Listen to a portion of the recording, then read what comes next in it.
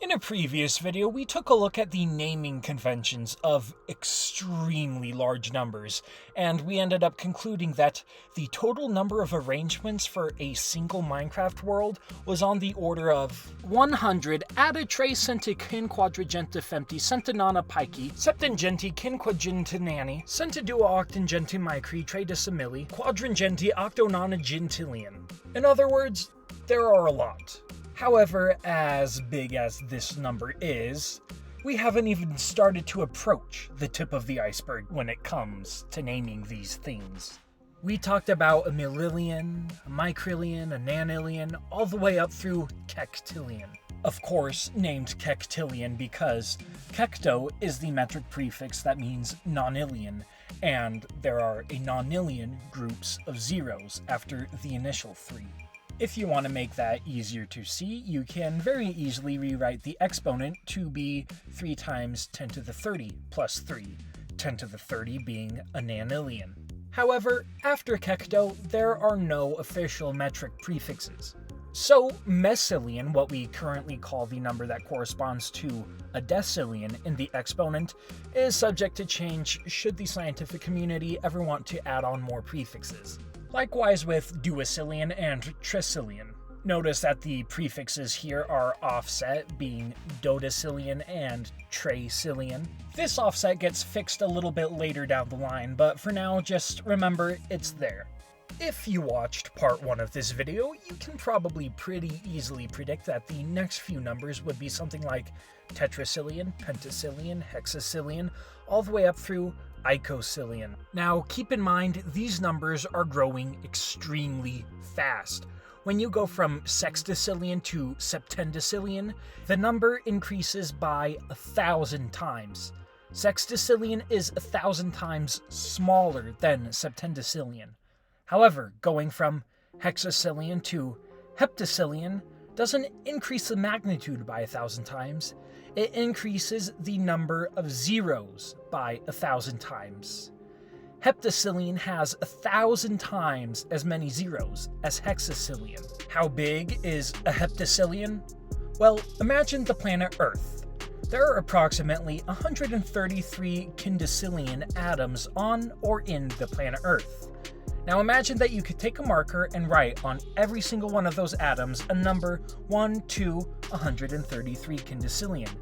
The number of ways to arrange those atoms would be on the order of a hexacillion. And a heptacillion has 1,000 times as many zeros as that. Not 1,000 times larger, 1,000 times more zeros.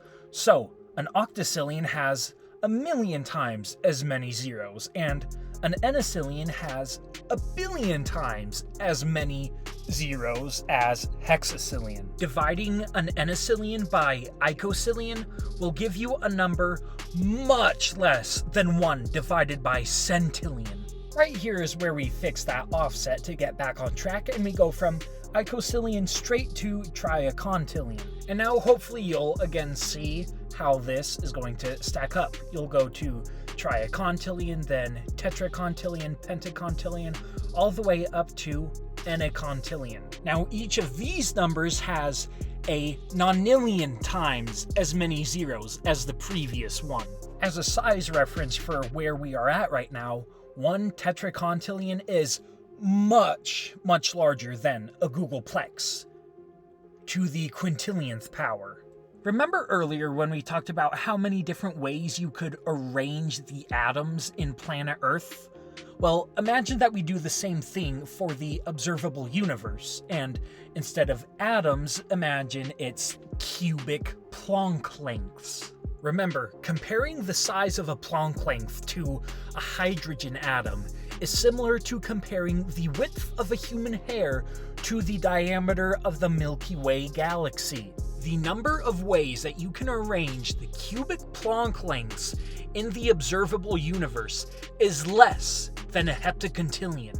If you some way, somehow manage to write down every single digit of heptacontillion on one piece of paper, even if you're using both sides, then in order to write down octacontillion using the same size font, you would need a stack of paper 24 billion light years tall. And that is just to write it down. You can actually make the exact same size comparison between octocontillion and enocontillion, and enocontillion and 1 hectillion. Now hopefully you're noticing a connection here between hecta and centi, as they both refer to 100 on the metric scale. Centi means 1/100th, and hecta means just a normal 100.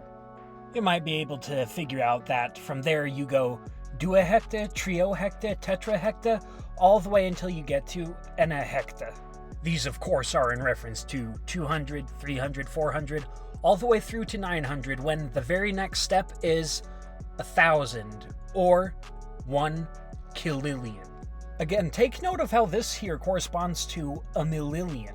We discussed just how massive a millillion was in the last video, and well, here we have a number with a millillion zeros. Each of these numbers on the order of killillion have a millillion times as many zeros as the last. If you were somehow able to write down all of octakillillion on a single sheet of paper, in order to write down enakillillion in the same size font, you would need a stack of paper that was non-genti novem octogentillion observable universes tall. And then, of course, decakillillion has several dozen Google times more digits than that. But this number is still 0 when you put it next to hectokillillion. And, of course, when you continue up the scale, you get to 1 Megillion. Here, it no longer makes sense to talk about how many digits long this number is. You're going to want to talk about how many digits are in the number of digits. In this case, Megillion is going to correspond to, you guessed it, 10 to the 6, 1 million, because, recall, mega is the metric prefix for million. So, just how big is Megillion, you ask?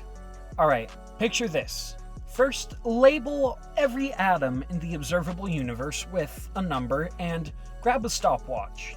Once every 1 Google years, smack your hand against a table 25,000 times.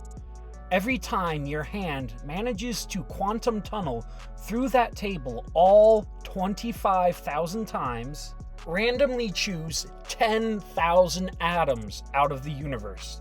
Anytime those 10,000 atoms are the first 10,000 that you labeled, so labeled 1 through 10,000, lay down a single sheet of paper. Now, when your stack of paper is 112 meters tall, look at your stopwatch. Look at how many seconds have passed. That is not a Megillion. That is approximately how many zeros are in Megillion. If you had been writing down 1 0 every second for that entire time, you would just now barely have written down the entirety of Megillion. If you follow the exact same formula of smacking your hand on the table and randomly choosing 10,000 atoms, then in order to write down all of a gigillion, you would need to wait until your stack of paper was approximately 100 nanillion meters tall. And hopefully you can kind of see the naming convention pattern at this point. At first, we're just counting up the numbers themselves, 1, 2, 3, 4, 5, all the way to a million. After that, you start counting the number of zeros that these numbers have. Million, billion, trillion, all the way to micrillion. Then you're counting the number of zeros in the number of zeros that the numbers have. From micrillion to nanillion, pikillion, all the way to megillion. Each and every one of these numbers has a corresponding prefix in the next hierarchy. 2 corresponds to billion, which then corresponds to nanillion, which will then in turn correspond to a gigillion. Then you'll have a trillion, petillion, exillion, zetillion, yotillion, ronillion, quectillion, and hendillion. Of course, you can keep climbing up this hierarchy until you get to another prefix that refers to a million. Then you'll restart and go through a new hierarchy. And then a new hierarchy. And another. And another. Except that's not really how it works. 'Cause, well, you can only come up with so many prefixes. There are lots of extensions out there that have been suggested as ways of continuing the hierarchies, but from what I can tell, most of them just involve slapping whatever sounds cool in front of an illion. Past a certain point, these naming conventions start to get a little bit murky, and they stop making as much intuitive sense as these first few low tiers do. But you know what? Maybe that's okay. These numbers are already so big, nobody will ever need to use them. Maybe it's okay if there's discrepancy and these numbers don't make sense because, well, naming them is pretty pointless in the first place. As vast as the cosmos are, it's not big enough to justify the use of these numbers. Maybe this is where we throw our hands in the air and say, this is cool. I'm glad to know the names of these numbers, but I can stop here. I'm satisfied. I don't need to know more. Maybe this is where we end. Who am I kidding? Subscribe if you want to see part 3.